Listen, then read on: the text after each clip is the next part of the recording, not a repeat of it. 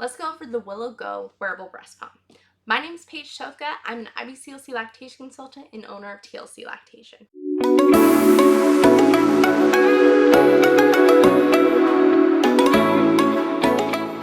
This is my personal use breast pump. I paid for it out of pocket.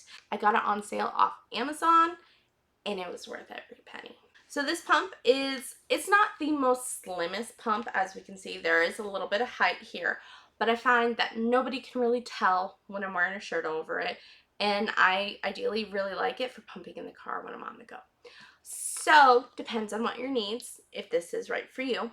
It is pretty quiet, but of course there's always some sound. It's not obnoxious though. The higher you get, the louder it gets. I think this is section level 6. Let's go down to 1.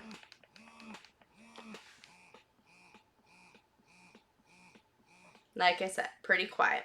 So there's no display screen. What we have here on the actual pump is we have our on button, our plus and minus buttons. This controls the suction level. And then we have mode. So you can toggle between your stimulation mode. That's going to be your short, fast bursts of suction. And then you have your expression mode, which is going to be your longer, stronger pulls of suction. It also comes with an app, so if it's in your bra, you don't have to try to finagle the settings through your shirt. You can just toggle with it on your phone, which I appreciate.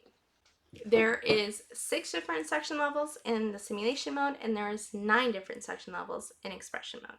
The suction range is 60 to 280 millimeters mercury, so there is a wide range. With the suction in, you also get that full suction per breast, which is not seen in single motor pumps or non-wearable pumps, because each pump hub has its own motor. So you do get dual motors. Oh, and I did want to mention the cycle speed. So I am impressed with the cycle speed. It is a very fast suctioning wearable pump. Give or take a little bit, I'm seeing cycle speeds of about 90 cycles per minute. So I think that is pretty darn fast for the average wearable pump, and I appreciate that. There's quite a few pieces with the Willow Go breast pumps. Let me go ahead and show you how to assemble it and what the pieces are. So first, this is going to be your membrane, and you want to line up that little notch with the notch at the back of the hub.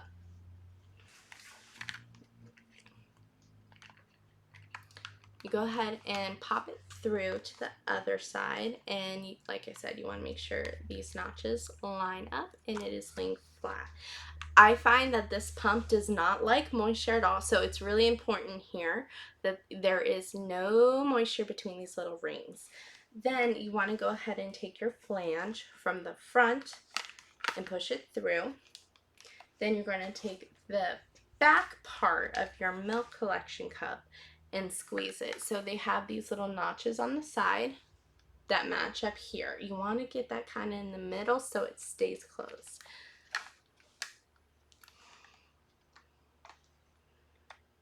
Give it a good push. Now we're ready for the duckbill. And again, this pump is all about lining up the notches. I try to go from the bottom and fold it over to the top. That seems to help it stay secure.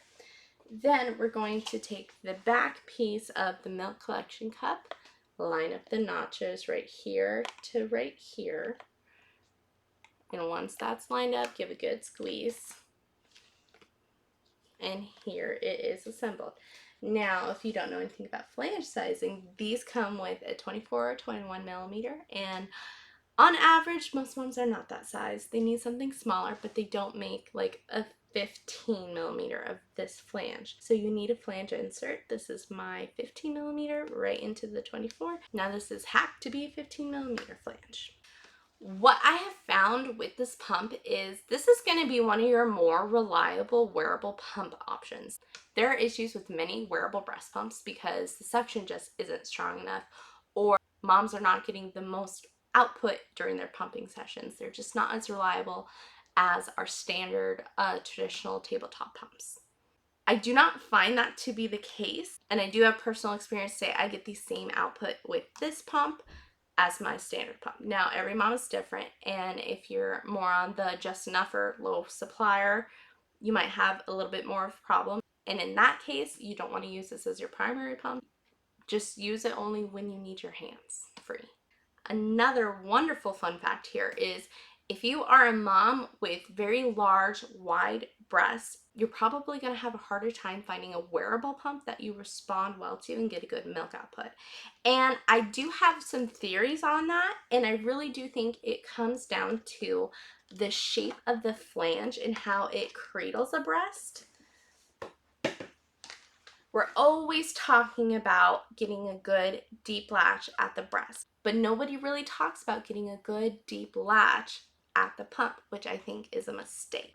So this flange, if you just look at the shape here, it is very wide and it supports a wide breast. So the nipple doesn't have too far to travel because it is a wide in diameter as far as how your breast fits into it, but the angle, the junction between flange channel and flange is much wider, similar to a baby's latch. It does support a better latch, your breast cradling into the pump itself.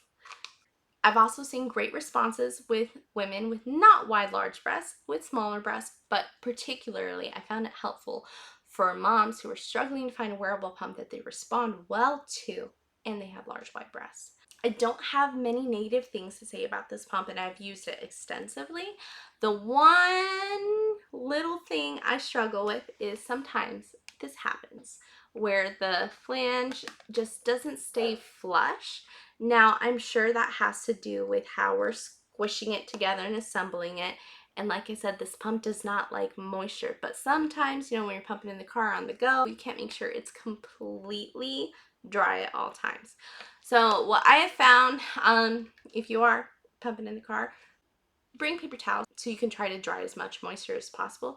And anytime this is an issue, just restart the assembly process to assemble it more securely. But worst case scenario, even though it wants to push out a little bit, the pressure of your bra holding this to your breast should be enough to keep it flat and secure so you can pump effectively. This is probably one of my very top 3 favorite wearable pumps, and I would really recommend it to anybody needing a wearable pump, specifically for working moms needing a reliable hands-free option.